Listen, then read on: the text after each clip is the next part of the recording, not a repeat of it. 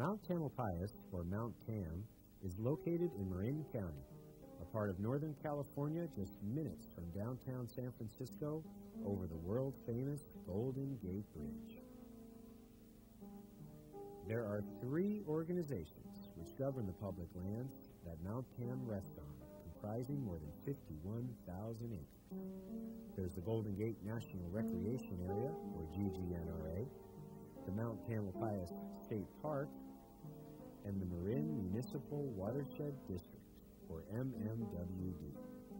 This documentary focuses on the areas of Tam on MMWD land, and a creation which had been around about 100 years, received some modifications, and officially came to be known as the mountain bike.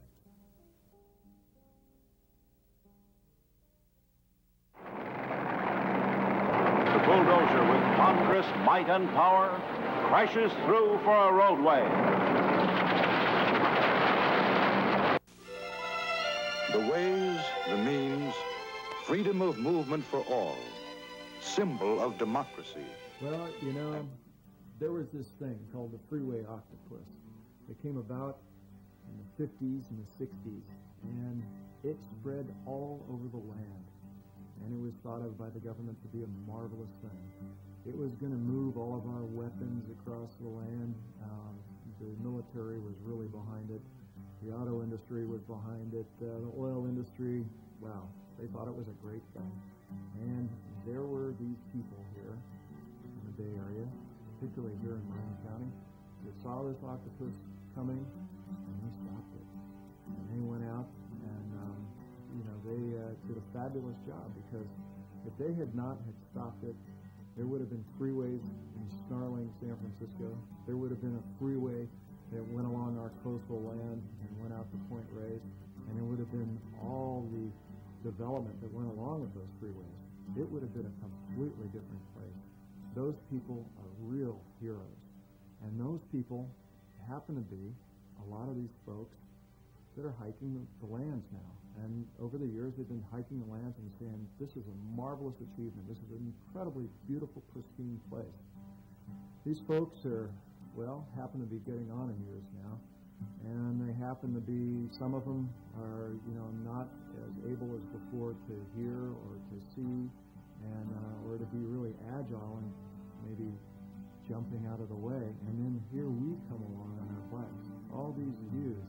And they don't understand, why can't you appreciate these outdoors the way we have? And this is the crux of the problem.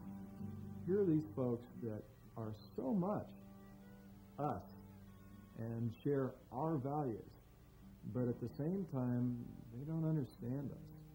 They don't understand why we like to jump and climb and really just thrash, and rip and roar. And, we're the younger generation. One thing that is kind of interesting, it's just been 20 years this month since I think 6 or 7 of us got together on top of a hill outside of Fairfax, and we rode down the road that we call Repack. And that started something for me. And I don't know if it started it for the world, but it started it for me.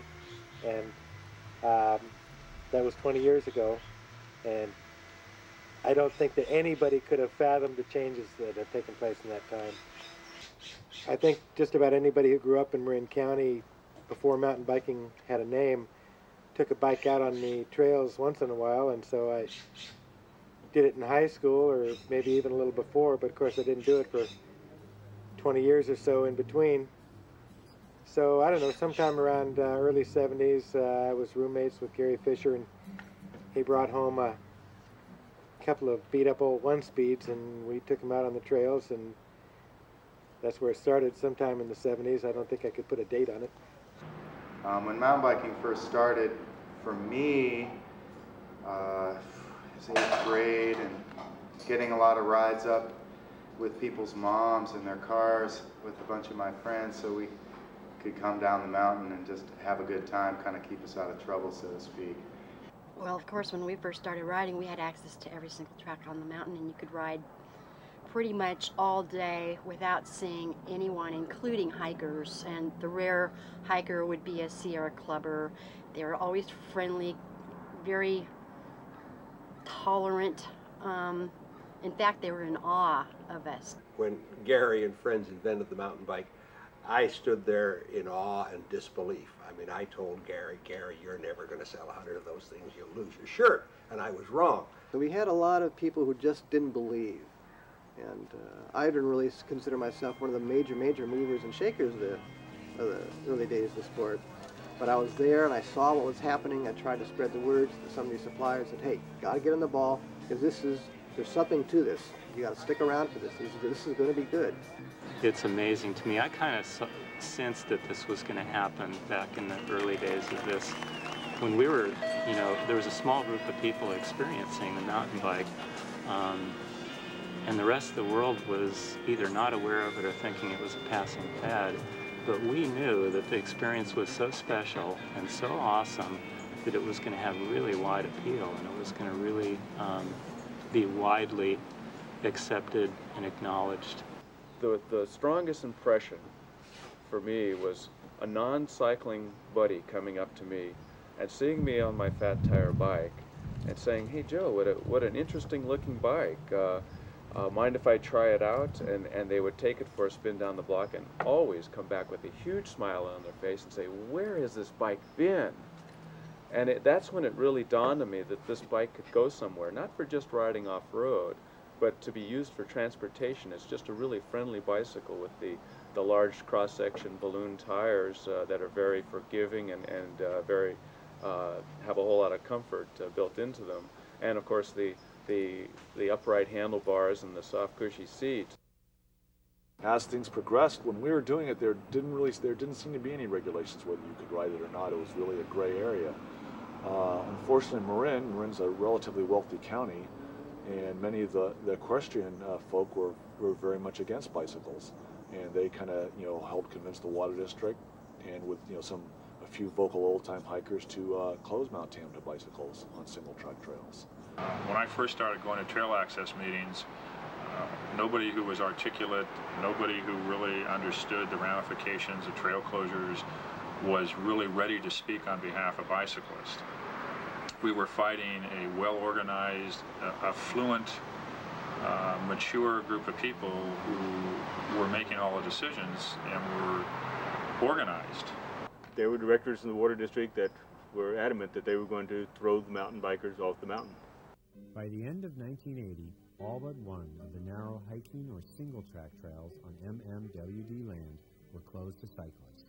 Fines ranging from $100 to over $200 were imposed for not only riding the trails, but for mere possession of a bicycle on single-track. Cyclists were still permitted to ride the wider fire roads, with a few exceptions. All trails are open to hikers, while equestrians are limited to about 40%. In an effort to address trails access issues, the Bicycle Trails Council of Marin, or BTC, was formed. In response to the BTC's request for single-track trail access, the Trails Preservation Council of Marin was formed. I think in the most cases, the agencies that accept mountain bikes as equal opportunity users and are not destructive and all of that stuff and treat them like the adults that they are, then they get the best results out of it. They don't have enforcement, they don't have animosity and all of that stuff. It's simple. If you treat them like the enemy, that's what they become. If you treat them like friends, that's what they become. The Trails Preservation Council is not anti-bike. They are not anti-mountain bike. They're very supportive of the current regulations that exist in Marin County. There's never been any attempt to exclude bikes, with the exception of, it's very strongly felt that when you come to the single track trail issue, that a mechanical machine, a two-wheel vehicle, does not belong on footpath hiking trails. The trail system that we have here was built between, well before the 1912 when the district was formed, and then predominantly in the 1930s when the CCCs were here, the Civilian Conservation Corps were here. And their technique and the style or actual trail system that was put in was not, the things that were not taken into account were primarily, they didn't consider the vegetation type or soil type or erosion or even the overall use patterns of the 1990s were not a consideration, nor the population growth. So that all plays into how the district looks at the decision-making process. The reason for having single track be illegal to bicycles really eludes me. There is a huge red herring argument called erosion, which has the mistaken thought that since a bicycle wheel makes a linear path and water flowing down a slope makes a linear path, that there's a causal relationship between the two, which there isn't. And that is probably the single most widespread piece of misinformation that's damaged the reputation of bicycles that I can think of. If the use of bicycles on single track were an environmental issue, then they would certainly have to ban horses. The impact of a horse is way bigger than that of a bicycle. I think it's foolish and discriminatory. I think that the closures of single track on the watershed would have isolated mountain bike riders. What it's done is it's taken them out of the environmentalist community and said, we don't want you, you're not welcome here, and you have to leave. And that's always been one of my main problems with this whole thing is that the environmentalist community is fractured. People who normally should be friends are foes. And I think that single track policy on the water district has had a lot to do with that. Well, I think that they broke laws when they put the laws into place by not inviting the entire community to take part in the rulemaking process. So that's a violation of the Brown Act, and it'll take us a generation to undo the damage of saying that bikes are inappropriate on trails. What we've heard from the powers that be is that you do not have the same rights and responsibilities. You are incapable of acting like adults. You can't ride responsibly or safely or non-destructively, and consequently we're not going to make this experience available to you. You don't get to have it. We've decided it's not best for you and for the rest of us. I think we can all understand what the impetus was, and I think that we probably all know people who should be banned from all single tracks in any part of the world. So there's a reason for it. It's not like it happened for no reason. They have been accepted under certain circumstances. Now, as far as what they want, which is access to single track trails, they have been listened to. They have been treated at every public hearing. That question has been treated at every public hearing. They are now on committees. They're bicycling representatives on the Marin County Parks, Cultural, and Open Space Commission. There's a representative on the Trails Committee. We tried to get 2 demonstration trails for the multi-use in Marin County. That didn't work out because the communities involved shot it down pretty thoroughly. But the attempts have been made. They have been listened to. The thing is that they're not getting the answer they want. I mean, even God answers prayers, but sometimes God says no. In this case, the answer to the mountain bikers is no, you don't get to go on the narrow footpaths. For the same reason that a lot of people don't like to hike the wide trails, the mountain bikers don't like to bike the wide trails. You know, they're big swatches cut in the hillside that were originally fire roads and may still be used as fire roads or old railroad grades, and you're very much out in the open, whereas when you're on the little narrow trails, you're in the woods and you feel much more closer and connected to nature in that way. And riding on a fire road really doesn't give you, more than a small percentage of what you can do on a mountain bike, not just for dangerous riding, but just for exploration. Riding single tracks is really fun and peaceful. To go slow through a narrow trail and be under the canopy and maybe seeing colors change at certain times of the year. It's not just a gonzo screaming down the trail behavior. The reason the whole fitness boom and the outdoor sports thing has happened is because I think people are beginning to recognize the need and the importance for doing things with our bodies and with other faculties that we have that are really quite ancient. You know, our timing, depth perception, balance, judgment, really. Those are all things that are really healthy to use because we have them. And I think that's one of the things that I enjoy most about riding a bike on single track. It's not a violent thing at all. It's a very graceful interaction with nature that uses all your faculties, and it's immensely relaxing and beneficial on a lot of different levels. You know, I don't skateboard, and I don't have anybody in my family who skateboards, but I support skateboarding in Mill Valley because it's a fair thing to do. In this case here, opening certain trails to bicyclists and providing multi-use trails, particularly along corridors like the Ridge Trail, it's a fair thing, it's a proper thing to do. And anything else, the people who just want to exclude bicyclists because they're bicyclists without any really rational reason are not being fair. It's a matter of intergenerational power transfer is what we're seeing. It is really true that there's a huge displacement problem because people by nature don't go back to areas where they have a frightening experience. And so when you find people have been intimidated by mountain bikes in an area, they literally abandon the area altogether. Usually when you come across another hiker coming the other way, there's eye contact, a nod, and that's it. Everybody's said everything that needs to be said and they're on their way. Whereas the bicycle crowd, now I don't know how that all got started, but they seem to think that, well, you've got to be bright and cheery with a sunny disposition. You've got to say, hello, howdy do, how are you? Isn't it a wonderful day today? And my God, they talk you to death, trying to be polite and courteous and all the rest. And I'm sure some of them are very sincere about it, but they don't get it. They don't understand that part of the experience that a lot of the hikers are looking for. They don't want to be talking to anybody, at least for that time. They want to be in communion with nature. And I don't get the impression that that's a mountain bike scene at all. I think that in not all cases, in many cases, mountain bikers have been not taken seriously and have been shut out of the decision-making process. Not in all cases, but in many cases. And I think a lot of that has led to illegal trail building and so on and so forth. Not all of it. I mean, there's a place in which mountain bikers are very big on asserting that they have rights.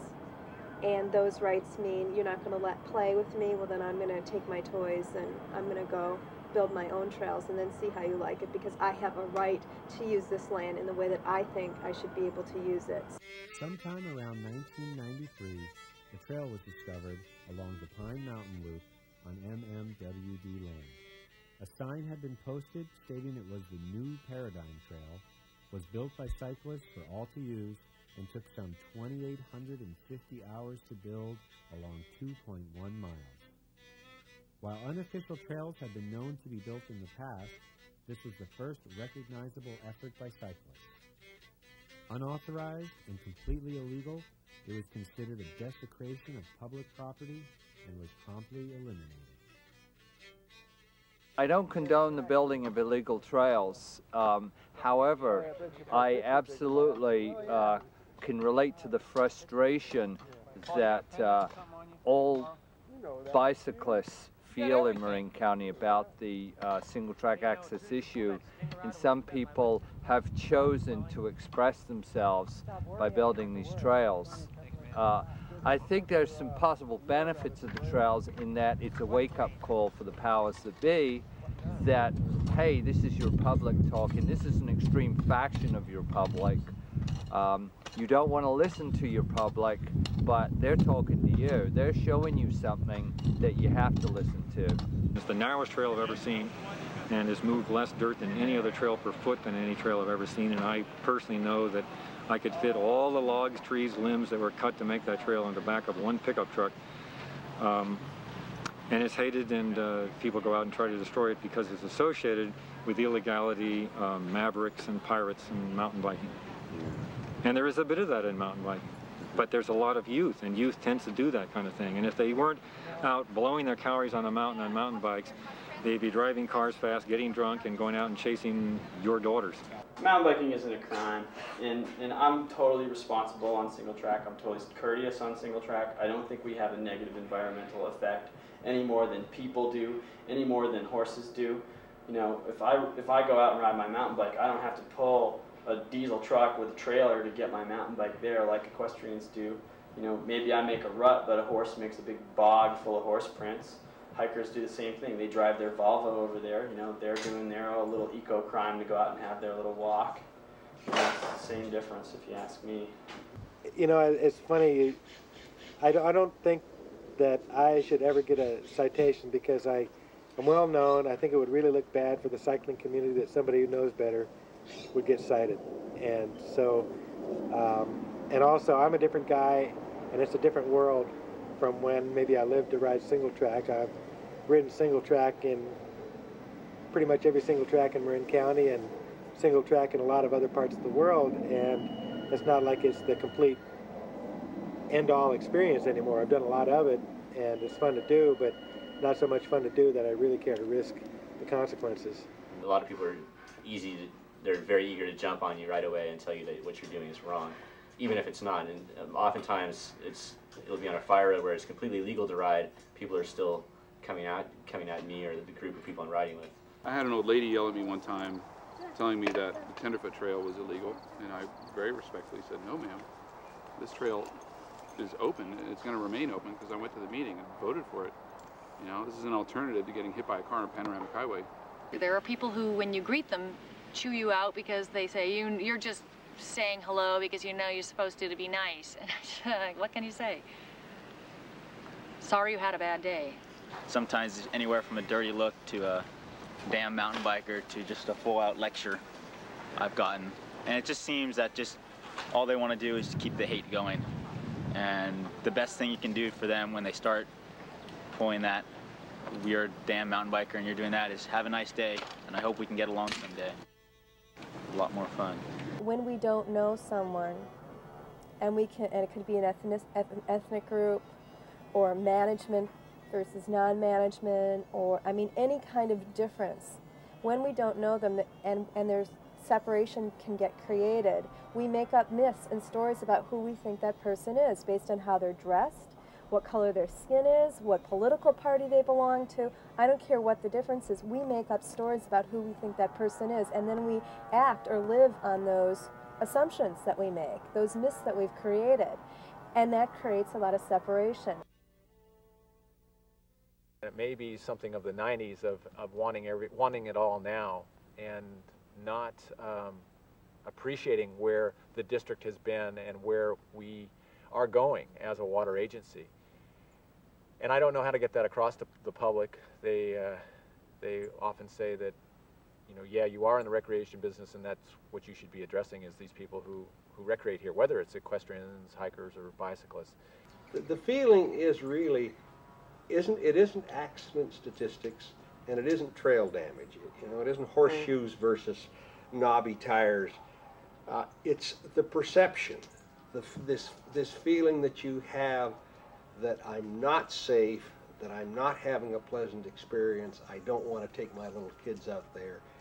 And that feeling is being reinforced and maintained year by year by the illegal riders. The Marin Independent Journal makes a lot of money selling newspapers, and I'm sure they don't pass up an opportunity to fan the flames of the hiker-biker war, as they call it.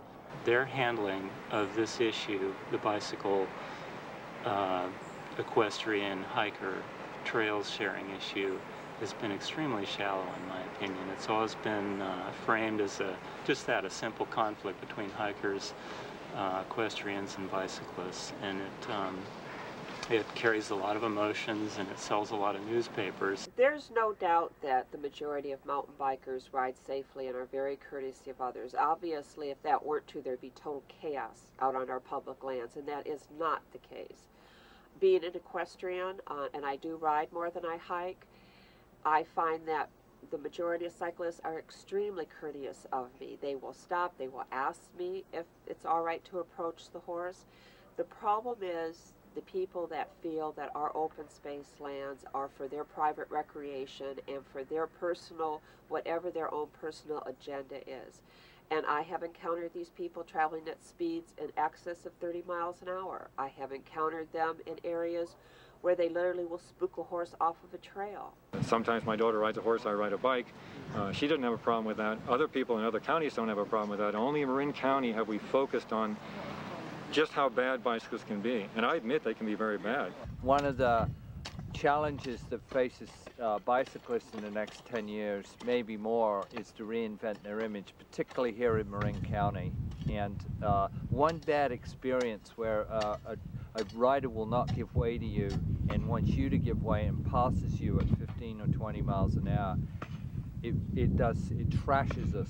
It trashes us. It's the biggest, hardest thing I think that we have to deal with ultimately. Is that, and the only solution is education and one-on-one confrontation, which I've done a couple of times.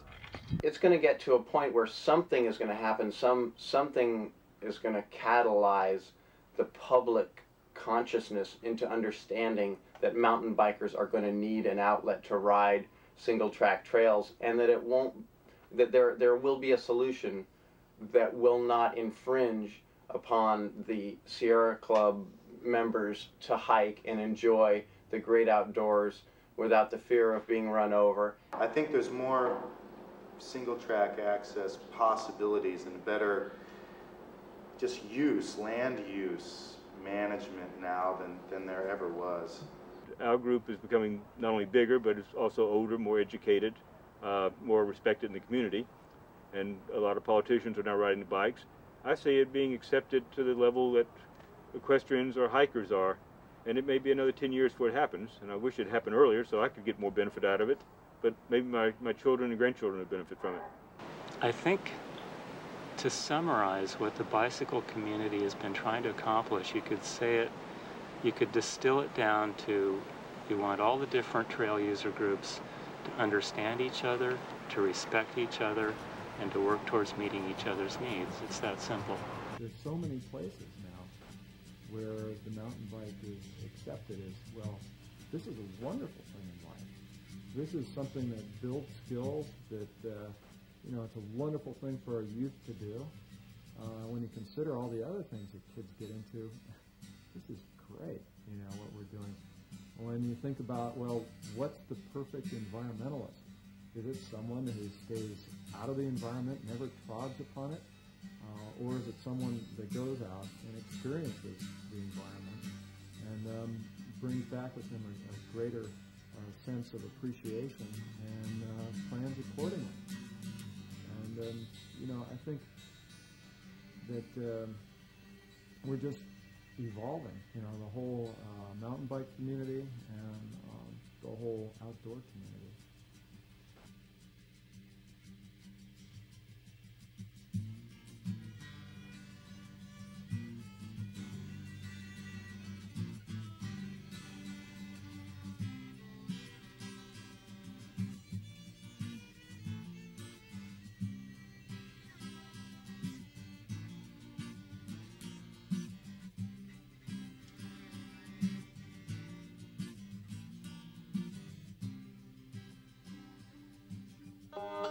This is a song called The Red-Haired Wombat.